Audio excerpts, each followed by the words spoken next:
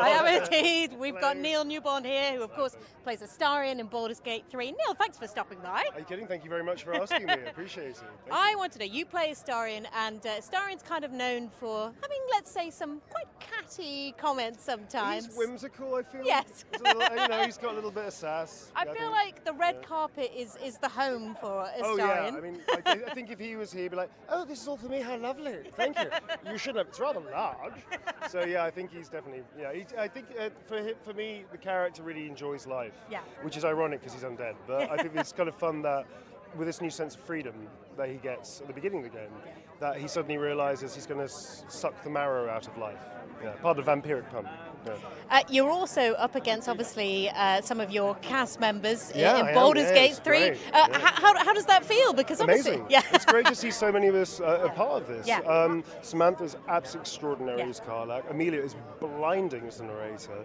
And to be considered amongst just those two, let alone the others in the nominations, Najir, Cameron, Yuri, who I know all of them as well, is overwhelming. It's amazing. To be considered that my work is as good as theirs is a wonderful experience. So thank you. Yeah, I'm very happy. We've been talking about, the amount of effort that obviously went into recording those lines with Larian Studios, because of course it was all motion captured, every gesture. Yeah, just talk us through how that, what that was like, having to go through all of that. It was amazing. Yeah. I come from a background in games of doing motion capture, performance capture, voice work, and so for me it feels like home. Wearing a lycra suit is actually very comfortable.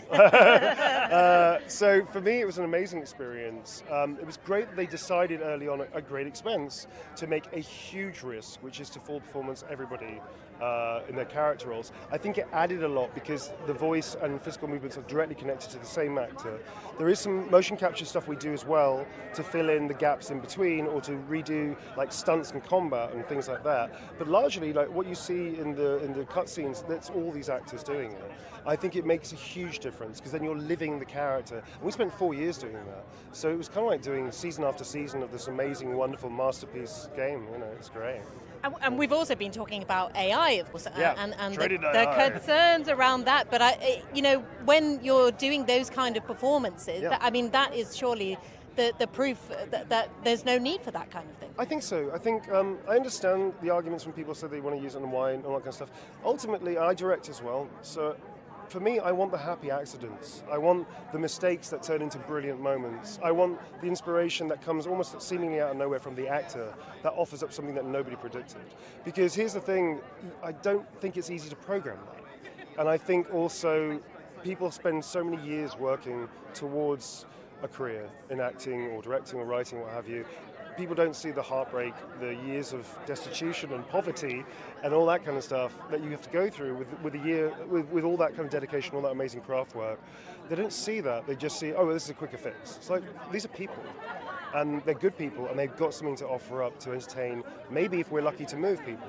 So I think AI is a terrible idea for voice work and for performance work. Yeah. What about the fact that Britain is so good at gaming? We're so good at gaming. Also, we've got some amazing talent in this country. I mean, one of the wonderful things about this game, for instance, was that everybody had to do a British accent, apart from like 2 people, I think, were American. Everybody else was British or could do a British accent well enough to be a part of the game. That was a choice they made early on. So suddenly we had this game that was employing so many actors into it, which is unusual, I would think, for that number of people. I think I lost the thread of the question, though. So No. I was just saying how Britain is so great at gaming as an industry. It is great as gaming as an industry.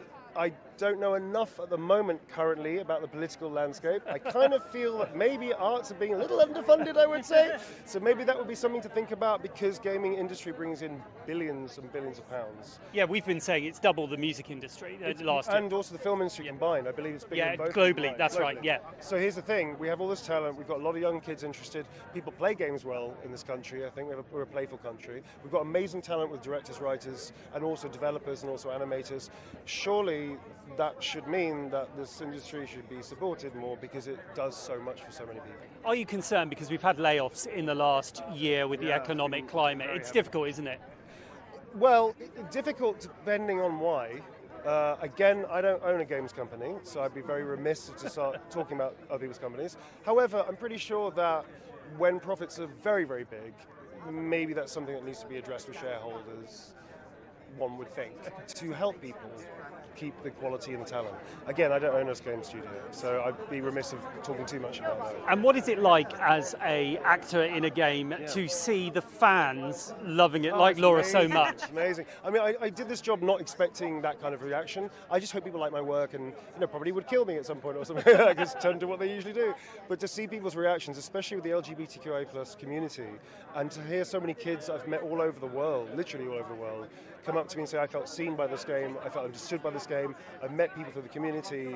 That is something that I don't think any of us really predicted on this scale, and that is something of a real gift for me personally, but also for many people at Larian and amongst the cast as well. And again, I'm just one actor amongst a huge cast, and so many people have had people approach and say, thank you, I felt like I could connect to this character, I felt like I wasn't alone, or something like that, which is amazing. Yeah, we've been talking about how gaming has gone from what people thought was, boys in their bedroom. I was that. I used to play, oh man, I was there. I used to program my own games on ZX Spectrum 48K. I know, 48, not even 128, 48K. I was a ZX81 person, so a long time, old enough for that. So here's the thing, I was in my bedroom playing games, feeling incredibly nerdy and geeky, and being a little bit bullied for it. And but yet, at the same time, it was still storytelling. And I think for me personally, that's what connected me and a lot of people in the nerdy years of games playing. And now we've seen the full realization of it. It's always been storytelling. It's an active form, it's not a passive form. And it's great to see now that being a geek is very cool, and playing games is very great, but also the quality of the storytelling is so phenomenal now. And how important that BAFTA has an award ceremony, and it is a high-profile one. It is. I think also BAFTA as an institution themselves, I joined BAFTA as a crew member years ago. I think I was one of the first actors to do so on the games side. And then I became a full BAFTA member, which is amazing. I got invited, which is lovely. But I think BAFTA has always been great at championing the games side of the industry and definitely connecting people together. And I think it's a really interesting resource to have, but also the awards are great to help people that don't know much about games. Maybe, experience it in a different way, definitely think about it in a different way. For a long time, I think games wasn't taken that seriously, and as an art form, I mean. And now I think with things like BAFTA, which is a phenomenal historical institution, to then always keep recognizing the talent involved in the industry, that helps legitimize everything, I think. Okay, we're going to have to let you go, but one final question which we've been asking everyone. I think I know what the answer is going to be to this. Your favourite game of the year? I don't know. Why don't you try and work it out, darling? Thank you. Thank you very much indeed for your time. Really appreciate it. Thank you.